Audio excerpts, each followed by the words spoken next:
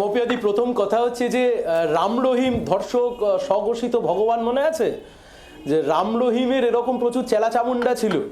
এই ধর্ষণ আর খুনের দায় যেদিন রাম রহিমকে অ্যারেস্ট করা হয় সেদিন 144 জারি করতে হয়েছিল। গোটা বাংলায় তৃণমূল কংগ্রেসের নেতা কাথা যা রয়েছে আর এদিকে বাইরে যা ঘুরে বেড়াচ্ছে, এদেরকে দেখে সেই রাম রহিমের গল্পই মনে পড়ে যাচ্ছে। প্রথম কথা হচ্ছে আজকে আদালত একটা সজোরে থাপ্পড় মারলো রাজ্য পুলিশের গালে, কিন্তু মুশকিল হচ্ছে যাদের চামড়া মোটা হয়ে গেছে, থাপ্পড় খেতে খেতে যাদের চামড়া মোটা হয়ে গেছে তারা এত কিছু বুঝবে না। আমার এখানে জিজ্ঞাসা আছে সায়ন, তুমি যেটা বলছো যে রাজ্য পুলিশের গালে থাপ্পড়, আমার পয়েন্ট হচ্ছে সিট গঠন করা হয়েছে রাজ্য পুলিশ এবং সিবিআই নিয়ে, এবং যেটা ইডির আবেদন ছিল যে সিটের প্রধান যাতে সিবিআই এর পক্ষ থেকে হন, সেটা খারিজ হয়ে গেছে। তাহলে এটা কি রাজ্য পুলিশের গালে থাপ্পড় এটা বলা যায়? বরং রাজ্য পুলিশের ওপরই তো একাংশের ভরসা রাখলেন। রাজ্য পুলিশের গালে থাপ্পড়, সজোরে হালকা করে ইডির গালেও থাপ্পড়। আমি তোমাকে বলছি রাজ্য পুলিশের গালেও থাপ্পড়, ইডিও বুঝতে পারছে তার গালেও হালকা করে থাপ্পড়। তার কারণ যে ইডি সিবিআই দেশের প্রাক্তন অর্থমন্ত্রী পি চিদম্বরমের বাড়ির পাঁচিল টপকে তাকে গিয়ে তুলে নিয়ে আসতে পারে, সেই ইডি সিবিআই কোন এক চুনোপুটি শাহজাহানের বাড়িতে গিয়ে মার খেয়ে মোলাট হয়ে বাড়ি চলে আসছে, এ তুমি আমি কেউ বিশ্বাস করবো এসব কথা?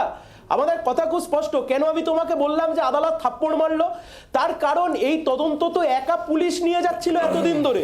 তাহলে আদালত পুলিশের ওপর এতদিন ভরসা রাখছিল, আজকে দিনের শেষে বুঝলো যে না পুলিশকে দিয়ে হবে না, তাহলে আমি একটা এসআইটি গঠন করি।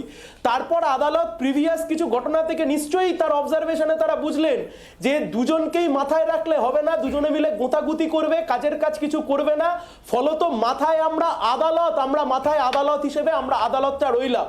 এখন আমাদের কথা খুব পরিষ্কার মপিয়াদি, কোন পুলিশ শাহজাহানকে গ্রেপ্তার করবে? এই রাজ্যের মন্ত্রী শোভনদেব চট্টোপাধ্যায় শাহজাহানের বাড়িতে যেদিনকে ইডি গেল সেই দিনকে বললেন জনবিস্ফোরণ। এখানে বসে বলছে রাজ্যের প্রশাসনে থাকা একজন মন্ত্রী, তিনি বলছেন এটা একটি জনবিস্ফোরণ। রাজ্যের মুখ্যমন্ত্রী মাননীয় মমতা বন্দ্যোপাধ্যায় 2022 সালের 21শে জুলাইয়ের মঞ্চে দাঁড়িয়ে বলছেন ইডি সিবিআই গেলে আপনারা রুখে দাঁড়াবেন তো, যেখানে যা থাকবে মা বোনেরা রুখে দাঁড়াবেন তো।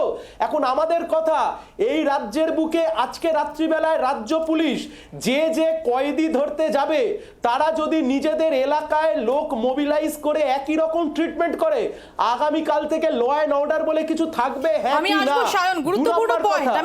নরেন্দ্র মোদীর নির্দেশে যখন এই কেন্দ্রীয় এজেন্সি কাউকে ধরতে যায়, জাস্ট এক সেকেন্ড যদি একটু সময় দাও, নরেন্দ্র মোদীর নির্দেশে ইডি সিবিআই যখন কাউকে গ্রেপ্তার করতে যায় তখন তার পাঁচিল টপকে তাকে ঘাট ধরে তুলে আনতে পারে, কিন্তু আদালতের নির্দেশে যখন তদন্ত করে তাকে গ্রেপ্তার করতে যায় মার খেয়ে বাড়ি চলে আসে কেন্দ্রীয় বাহিনী।